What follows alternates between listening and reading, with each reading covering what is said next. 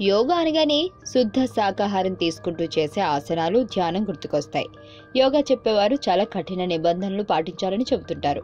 యోగా చేసేవారు మధ్య మాంసాలకు దూరంగా ఉండాలన్న నిబంధన ప్రథమంగా ఉంటుంది.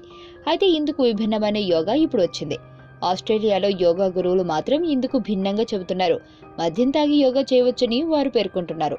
ఆస్ట్రేలియా యోగా గురువులు కొత్తగా బీరు యోగా ప్రారంభించారు. బీరు యోగా వల్ల ఉపయోగం ఏంటంటే, బీరు తాగి యోగా చేస్తే సులభంగా ఉన్నత చైతన్య స్థాయికి చేరుకోవచ్చని వారు చెబుతున్నారు. మద్యం మత్తును యోగాకు జత చేయడం చాలా ఏళ్లుగా ఉన్న యోగ ప్రక్రియ అని చెప్పారు.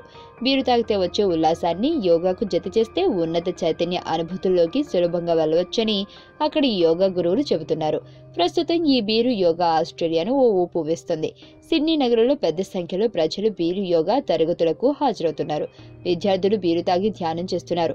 ఖాళీ బీరు సీసాలను బ్యాలెన్స్ చేస్తూ ఆసనాలు చేస్తున్నారు.